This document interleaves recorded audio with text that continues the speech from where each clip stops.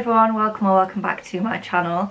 I'm here today with my January reading wrap up. So every single book I read in January. I haven't added them up as of now, but there are quite a few. We've read quite a lot of books somehow this month, I don't know how. Do excuse the hot water bottle and the dressing gown. I just wanted to pop in here and very quickly go through stats for this month. Obviously if you're not bothered about this, feel free to skip ahead like a minute or so just to get into the wrap up. But I always quite like it when people go through stats, and it's something I've never done before, but I want to try it out this year. When I say stats, this is nothing complicated. Basically, I just want to track what genres I'm reading. It doesn't matter to me what genres I'm reading, I just kind of want to know. I'm just interested to see what I'm reading, because I know there's genres like historical fiction and dystopia that I love, but I know I don't read enough of, so I think it'll just be nice to track and think like, I've not read a historical fiction in a while, am I in the mood for that? Do you know what I mean? So I want to track that. I also want to track my average rating. I really want to get even better this year at DNFing books, really bring my average rating up, also getting better at reading books that I'm actually interested in. So I want to track that every month, and then I also really want to track like the method, the platform on which I'm reading my books, basically just physical, audio or Kindle. A massive goal for this year, as I'm sure it is with a lot of people, is to really get down my physical TBR. So I kind of want to make sure every month that the bulk of what I'm reading is coming from my physical TBR. So for January I read 16 books, 1 dark romance, 5 fantasies, 9 romance and 1 dystopia. Obviously between them there's crossover, so like the fantasy books I read, I'd say at least half of them are fantasy romance as well, but I've just picked the main genre of the book and put it as that, if that makes sense. Of those I read 5 of them on Kindle, 10 of them from my physical TBR and 1 from audio. I'm someone that will read the same book on 3 platforms, so again I chose the main method. So for example, some of the physical books I read this month, I also listened to parts of them on audio, but if I've got a physical copy of it, I've classed it as a physical read, because even if I listen to it on audio, I've got it off my physical TBR, if that makes any sense. So like the 1 audio book, I listened to just that book on audio. I don't own a physical copy of it. I don't own it on Kindle. And then the 10 physical, I might have listened to parts of them, but I own a physical copy. I read at least some of it from the physical copy, and that's now off my TBR. And then 5 of them I read completely on Kindle, and I don't own a physical copy of them. My average rating for this month was 3.2. Not the best, but not awful. Like, I'll talk a bit more at the end of the video. I've already filmed the rest of the video, by the way. I do talk a little bit more about like how I feel about this reading month. That's lower than I would like it to be, but at least it's not like awful. At least it's above 3 stars, because a 3-star read for me is like, yeah, fine, good, you know? I would like it to be higher, but it's not too bad of a start for the year, especially because this month you'll see I read a lot of books that have been sat on my physical TBR for a long time, which I think definitely contributed to this. But without further ado, let's get into the actual wrap-up portion of this video. So the first book I read in 2025 was The Wingman by Stephanie Archer. This is the 3rd book in the Vancouver Storm series. It's a hockey romance series. The first book is Behind the Net. I liked it, but I didn't love it. I gave it 3 stars. The second one, The Fake Out, 4.5 obsessed. Maybe even 4.75. That book was so good. This one was a 2.5. It is the worst in the series for me so far, can't lie. The reason I gave it a 2.5, it wasn't that it was like awful, but it just didn't make me feel anything. I just felt nothing whilst I was reading this book. So I couldn't really give it anything other than a 2.5. Like, it didn't even hit a 3, because on the small occasions that I felt anything, it was annoyance. So yeah, the premise of this is, I can't even remember the characters' names, but we've got our 2 main characters. We've got the girl who has been with a boy for like 10 years, 8 years, however long. They split up. And then she moves in with their best friend. So she and her ex share a best friend. She moves in with him. She decides that she wants to like date and experience life, but she doesn't know how, because she's been in a relationship for so long. So I think Holden is the male main character's name. Oh, her name's Darcy. There we go. So Holden agrees to help Darcy, basically be a wingman, but obviously that doesn't go smoothly, and that's the premise of the book. Great premise, unfortunately for me, not a great execution. The next book I read was Tame and Seven by Chloe Walsh. This is the 5th book in the Boys of Tommen series and a very anticipated read for me. I've owned it since it came out, but I've been scared to read it because it got awful reviews and not many people liked this very much. This is Claire and Gibbs's book, except is it though? That's the question on everyone's lips. Is this Claire and Gibbs's book or is it a Lizzie prequel? A bit of both. There wasn't enough Claire and Gibbsy in here for me, which sounds ridiculous because the book is told from their point of view. However, I feel like especially Gibbsy's backstory and his trauma was kind of mentioned but not explored enough. I feel like in all the other books we've really delved into the characters' stories and their backgrounds, their feelings, their experiences. I don't feel like we did that here. I feel like we really skimmed the surface, then hit the root of what has been going on with Gibbsy, and then made it all about Lizzie. I still gave this book a 4.5. Let's not get it twisted. I love these characters and this like little world so much that I don't think I could give it anything less because I did enjoy reading this. I think it's good that I waited a while because I'm pretty sure Chloe Walsh has heavily hinted that there's going to be another Claire and Gibbsy book. If this was the only Claire and Gibbsy book, it would probably be like a 3-star. But because I'm pretty sure there's probably now going to be another one later down the line, and this is just an intro to their story, it's a 4.5 and I loved it. Does that make any sense at all? I don't know, but anyway, I loved this. I loved the experience of reading it.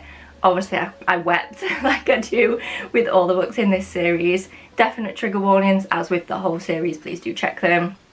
I don't really know how to describe what this series is.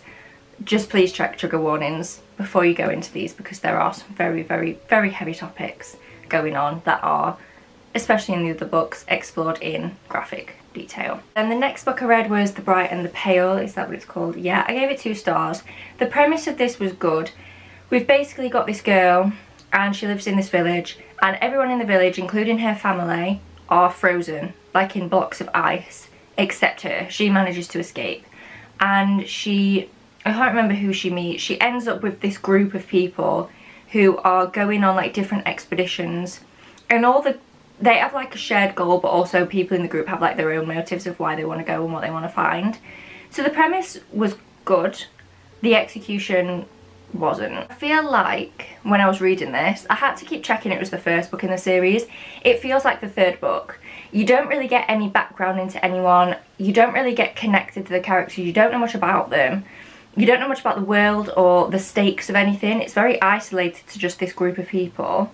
And it's like, I understand for you why you are doing this, but I just couldn't follow why what they were doing mattered in the overall, like, world. I didn't get how what they did connected to anything else. It all just felt a little bit disjointed. And their journey and their tasks weren't compelling enough to make the book good despite that for me. So yeah, 2 stars. Not for me. Great idea, just not, again, a very good execution. That seems to be a running theme this month. And then the next book I read was Quicksilver by Callie Hart. What did I end up giving this one? A 4.25. This was just fun. Is it groundbreaking? No. Is it massively original? No, especially at the beginning. I will say it gets a lot more original as the book goes on. At the beginning, we're following, I can't remember her name. I don't even know my own name. Like, let's be fair. It's no reflection of how much I enjoyed the book, whether or not I remember the names. We've got a female main character. She is an orphan. She's poor, living in like the poor sector of the city. We've heard it a million times in fantasy books. So at first when I started reading, I was like, this is a big book for me to read the same fantasy book I've read 10 times. However, as it develops, I think the book really finds its own. The last 100 pages are a bit wild. It's a bit like oh my god, where has all this come from? But I really feel like as this series goes on, it will come even more into its own. And I feel like this could become something quite original, even though it started off quite the same as a lot of other fantasy books. I feel like it's really gonna blossom as the series goes on. I think the second one comes out later this year, so I am very excited for that. But yeah, I would definitely give this a go, even if that same premise of like, okay, we've got a poor orphan trying to prove herself doesn't sound compelling. I would give this a go because things really do develop. And also the only other thing that bothered me about this is that the male character is called Kingfisher. I think I would have given this a 4.5 if he had a different name. It really pulled me out of the story every time she was like speaking about him like romantically and called him King. I think we could have gone with a different name. But anyway, 4.25, just so fun. Like, such good vibes. Not the best written, not necessarily the most original thing. There were times when I was like, guys, what are we doing here? But it was just so fun.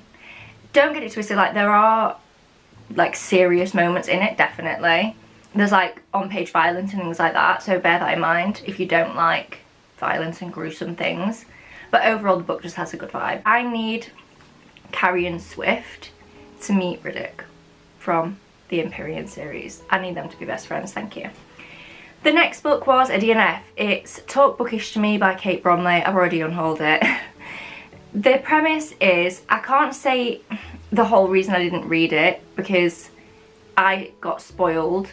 I spoiled myself on purpose once I'd you know when you pretty much decide you're not going to finish a book and then you read up what the book is about to like solidify in your own mind that you've made the right decision. I made the right decision.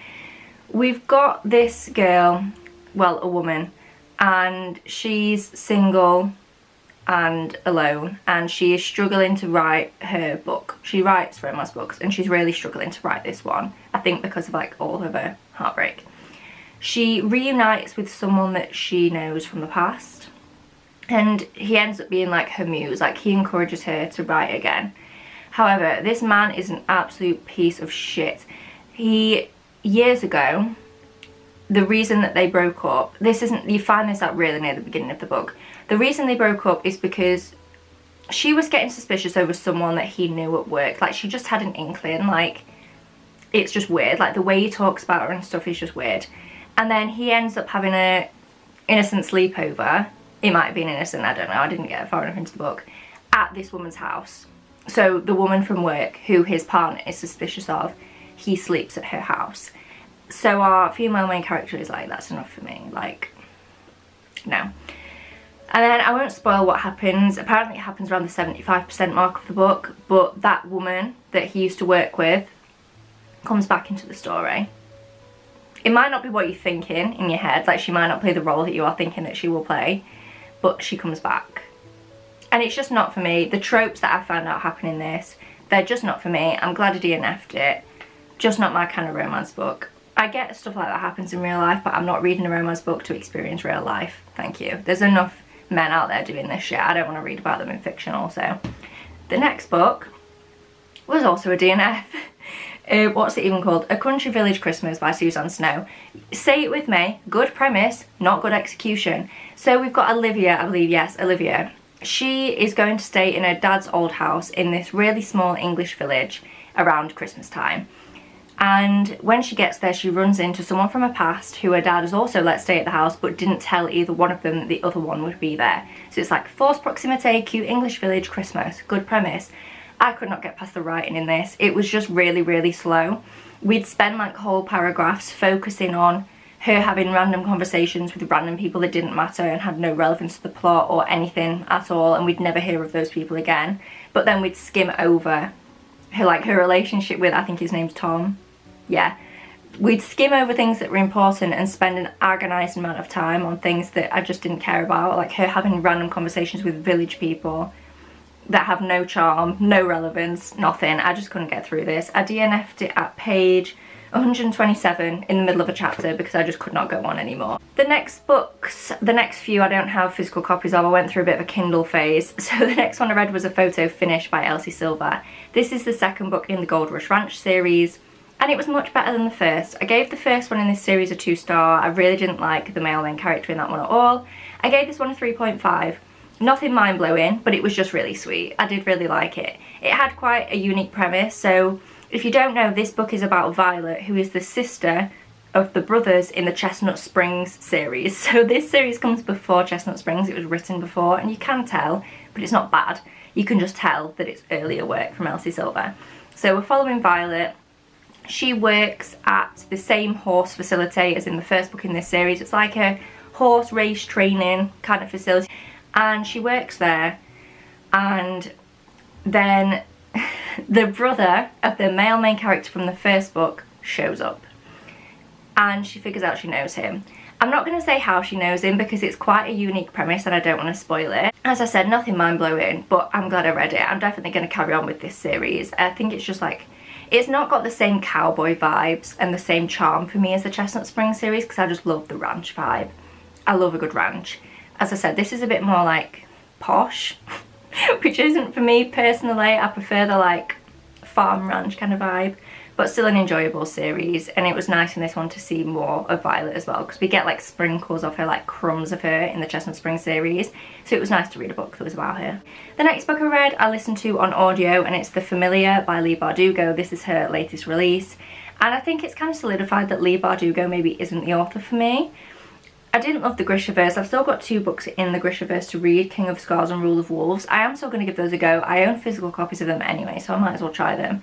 And I do like the characters that those books are about, so I have high hopes. But anyway, The Familiar, I don't really know what to tell you. It's about this woman who lives with her auntie, I believe, and I think her and her auntie both work for this like wealthy, but they're actually not very wealthy family.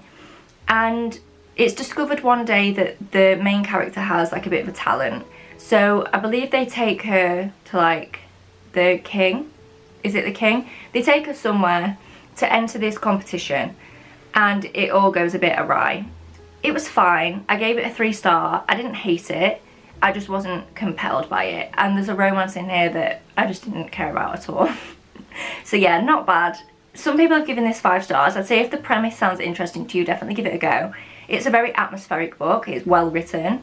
I just didn't connect to it at all personally. The next book, however, I did very much connect to, Lost and Lassoed by Lila Sage, the 3rd book in the Rebel Blue Ranch series. This is, as suggested by the name, a cowboy romance series set on a ranch. So say no more. I am sat. I love this one. This is about Teddy and Gus, who are characters that we have seen in the first 2 books in the series. They do not get on at all. So basically Teddy is best friends with Gus's little sister. The first book in the series is about his little sister, so you get to see that. This one is about Teddy and Gus, as I said, and I just loved it.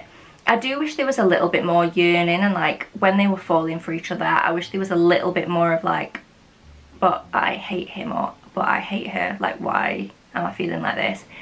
I feel like they both accepted it more easily than I expected them to. But there was definitely still that banter that they've always had, still that back and forth for most of the book. And I just loved it. It was such a fun time. I never wanted to put the book down. I just wanted to carry on reading it literally all the time. The next one I read, again, read on Kindle, and it's Fair Catch by Candy Steiner. This is the first book in the Red Zone Rivals series, but I've actually already read the 2nd and 3rd books, because when I read Blindside, I didn't realise it was a series. Everyone was just talking about Blindside, so I read it without doing any research at all. So yeah. Fair Catch is the first one, and it's about Riley and Zeke. They were best friends growing up along with Riley's twin brother. Something horrific occurred, they fell out, they're now at the same college and trying out to play on the same football team. But she hates him because of what he did. So it felt like, at the beginning of this book, I wasn't sure how on earth they were going to ever get into a relationship, because she literally hated his guts. And I kind of understood why she hated him. I was like, how are you ever going to forgive him for what he did? But just trust the process. I'm not going to say anything, but you just have to trust the process with this book. I did only give it a 3-star. It was fine. And this is a stupid comment because it's a sports romance. But there was too much sports, right? Bear with me. You know how usually in a sports romance, you are in the world of sports a lot, right? Like you spend a lot of time like in the locker room or whatever, or at the games, in the crowd.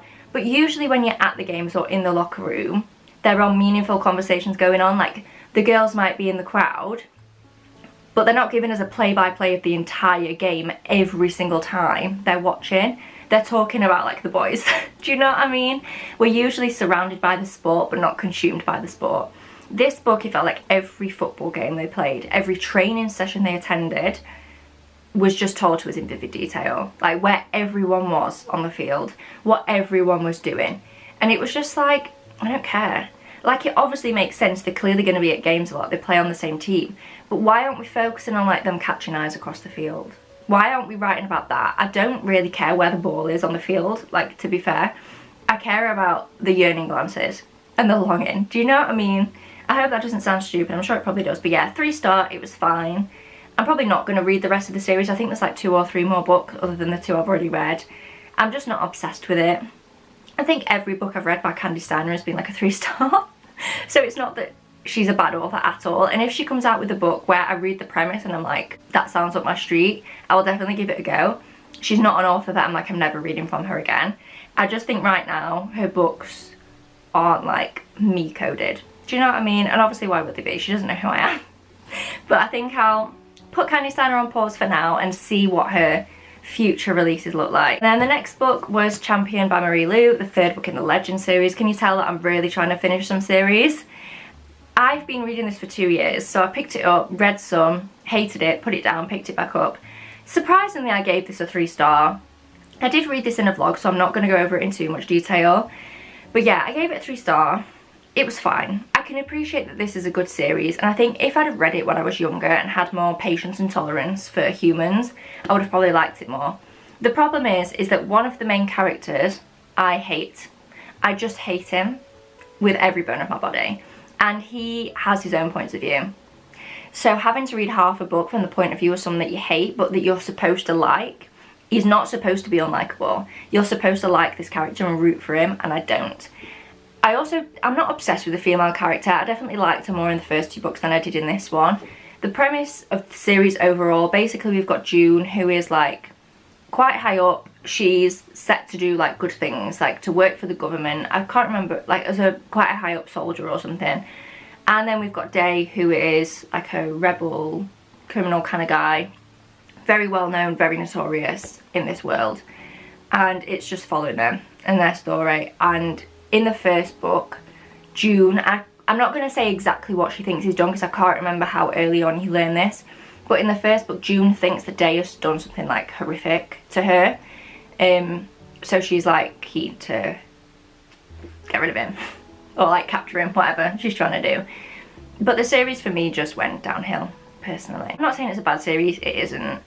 It just wowed me less and less the more it went on. Speaking of not being wowed, Hanny and Issue's Guide to Fake Dating. This was a 2-star. I talked about it in the reading vlog, so I'm not going to go on about it again for too long, but this just wasn't for me. I think the title is misleading. This is not a fake dating book. This is just a book following these 2 characters, which is fine, except they don't feel real. None of the characters in this book feel real, which is weird because this book is about very real things like racism, homophobia, like really horrific shit that people go through on a day-to-day basis. Yet the author managed to make it feel like everyone in this book is a cartoon. It felt like no one had any emotions. It felt like we were just going through the motions and things were happening and people were reacting, but they were almost like robots. Like it just felt like no one had any emotion at all, which made it very hard for me to connect to the book. And again, they mention the fake dating a lot, but it's not really about the fake dating. It's about just them. And there's too many random little things that happen in this book and not enough time to explore them. It just didn't feel like there was anything for me to connect to in this book, because if they don't have emotions, how am I supposed to have emotions? The next one is Broken Web by Laurie Emily. This is the second book in the Shamanborn trilogy, and this was fine. I gave it a 3.75. I gave the first one a 4.25, so that one was quite a bit better. This wasn't bad. I just feel like I get this way with I'm going to talk about another book in a minute that had a similar problem to this. I feel like we got to the end of the book and we weren't any further forward in the overall plot. Quite a lot of stuff happened in terms of events and, you know, people were doing things, but we got to the end and I was like, okay, so what have we learned? What have we achieved? How are we any further forward in solving the problems? Obviously you're not going to get to the end of the second book and everything be solved. I wasn't expecting that, but I was just expecting something. And I didn't really get very much. I'm definitely still going to read the third book. This wasn't a bad book at all. I've already bought the third book. I'm going to try and read it either this month or next month. This month for me being February now, by the way. I'm going to try and read it soon so that I don't like forget about everything that happened. But yeah, it just didn't wow me as much. But I feel like that happens a lot. I'm not too concerned. That happens quite a lot for me in the middle of the series, that it just kind of slumps a little bit. And then hopefully we'll pick back up in the third book. But yeah, we'll see. The next book I read was The Briar Test by Helen Hoang, and I should have just DNF'd this. I went into quite a lot of detail in the reading vlog in which I read this about why I didn't like it, but I just don't like the way that Kai was treated. We've basically got Esme and Kai. Esme lives in Vietnam, Kai lives in America. Kai's mum goes to Vietnam, finds Esme, says, come to America and marry my son, and Esme's like, okay. She has her reasons, which you find out, but I just don't like the way that anyone treated Kai in this book. No one cared. Kai is autistic, for context, and no one seemed to care that he was autistic. No one seemed to care that he has boundaries that he doesn't want people to cross, and everyone just continually crossed them for however many pages, 300 pages straight. And I just didn't appreciate that, so I'm gonna leave that one there. Did I say what I gave it? I gave it a 2-star. I don't even know what to say. I really don't know what to say. The disappointment is strong. I can't lie. The disappointment is quite strong with this one. I did give it a 3-star. It wasn't awful. I don't know if I could ever give a book in this series less than that, because I just adore the characters with every piece of my heart. Even when they're making like stupid decisions and being annoying, I just love them. I love them. And the characters were charactering in here. Again, even when they were like being irritating, it's like I just can't help but love them.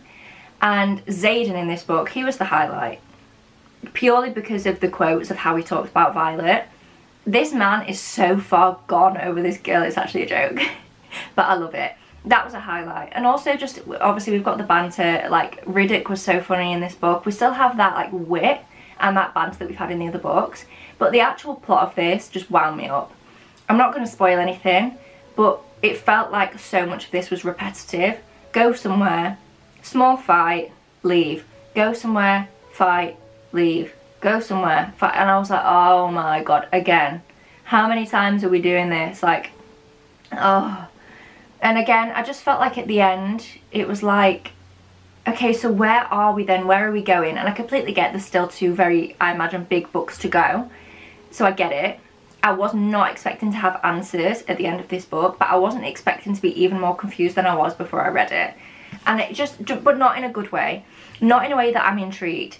And I'm quite sick of Rebecca Yarros just ending her book in cheap cliffhangers to get people to read the next book.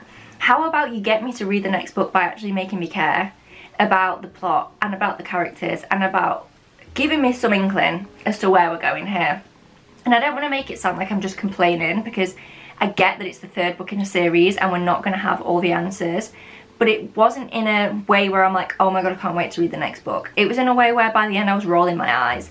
I was not crying at the end of this book. I was rolling my eyes thinking, seriously? Again, like seriously?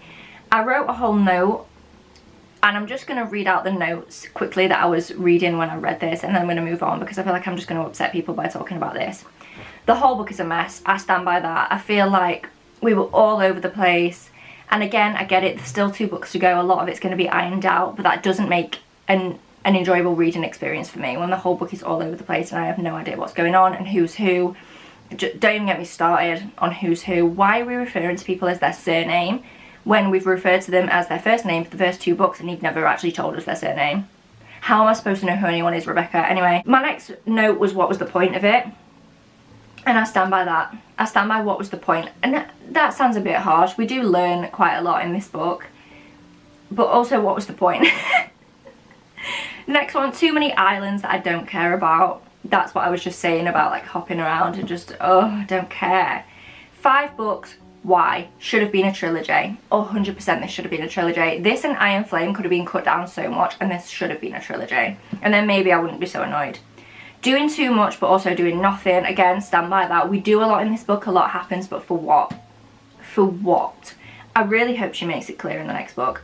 Next one, too much recycled content. Again, we went over and over and over again. I feel like we did a lot of this in Iron Flame. Why are we doing it again? It's like the same formula over and over and over again. And it doesn't make for an intriguing read. It doesn't make for an enjoyable reading experience. I can predict what's going to happen, not because you've woven the story in such a way that I can actually piece things together, but because you're just doing the same shit over and over again. Again, I've already said a cheap cliffhanger. Obviously end the book in a cliffhanger, fair, there's another book to come, but the cliffhangers in the last 2 books, especially Iron Flame and this, the cliffhanger at the end of Fourth Wing, I was like, oh my god, like that was a good cliffhanger. The cliffhangers at the end of Iron Flame and Onyx Storm felt like they were for shock value, and that just irritated me. Either let's travel for the whole book and do it properly, or don't bother. I stand by this. Either let's do it right and let's spend a book where we're going around to the different places and we're learning about them, we're learning about the cultures, we're learning about their people, and we're actually getting something done, or don't bother. Why are we going to so many places that I still don't know anything about? And I imagine we're not going to go back to them. Half those places are not going to matter. but it would have been nice to know a bit of something about them. I loved the first 25%, and then from there it felt like she took all the worst parts of Iron Flame and wrote them again. I still stand by that. That's exactly what I felt like she did. The first 25% I was giggling and kicking my feet, and then from there I was like, oh, we've been here before. This is a quote that I imagine Rebecca Yarros said when she was writing this book. This is just how it needs to be for the next book. So it just is, even though nothing makes sense. This is filler. This is to set everything up for the next book, which I mean, of course it is. It's a series. Of course it's going to be setting up for the next book. I completely get that. But it also needs to stand on its own. I am bored of books in the middle of a series not standing on their own just because there's another book to come. A book should be an enjoyable reading experience and not just be irritating me and setting up for the next book with cheap cliffhangers. Anyway, I can read the hate comments before people have even written them. If you enjoyed this, I genuinely love that for you. Like, if you rated it 5 stars, I would never try and convince someone that it's bad at all. If you gave this 5 stars, I get it, and I genuinely love that for you, and I truly hope that the other 2 books in this series that haven't come out yet are going to be 5 stars for me. I would love to love this as much as you do, but I just don't, and I have to be honest. And then the last book I read this month I actually only finished last night, and it is Scarred by Emily McIntyre. This is the second book in the Never After series, which is basically like reimaginings of Disney. So the first one was like a Captain Hook retelling, and well, like Peter Pan retelling, but Captain Hook, you get what I mean. And then this one was a Lion King retelling. So the premise of these books is like the villain like gets the go. Do you know what I mean? It's like that's why it's a reimagining. So it takes like elements from the original story, but the villain is like the focal point. And I love that. If there's one thing about me, is that I love morally grey characters in books. These men aren't morally grey. These men are morally, like, they're past morally grey. They are not moral at all. But I really love this one. The first book I didn't love. I only gave that a 2.5 because the ending was just like a bit much for me personally. This one I just loved. I really, really loved it. I gave it a 4 star. It could possibly even be, I think it's probably a bit higher than a 4. Probably at least like a 4.25. I really loved it. This man is so down bad. Like, yeah, he tortures people, but he's also down bad. So, I have no hair to tuck, but like, just imagine I'm tucking hair behind my ear. I just love this. I don't want to say too much because I went into this pretty much blind and I just really enjoyed it. But if you want like a little bit of a summary, basically we've got, I don't know if you pronounce it Sarah or Sarah. She has been sent into the castle to marry the king and kill him. And I'm not going to say any more than that actually. Go into it blind. They are all the books that I read in January. I'd say it was a pretty good reading month overall. Not numbers wise, I don't care about how many books I read, but overall I'd say I am reasonably pleased with the amount of books that I've got off my physical TBR and also the quality of the books and how much I enjoyed them. I am quite pleased. So yeah, thanks so much for watching this video. Please do give it a thumbs up down below if you did enjoy. Subscribe if you haven't already, and I will see you in my next one. Bye!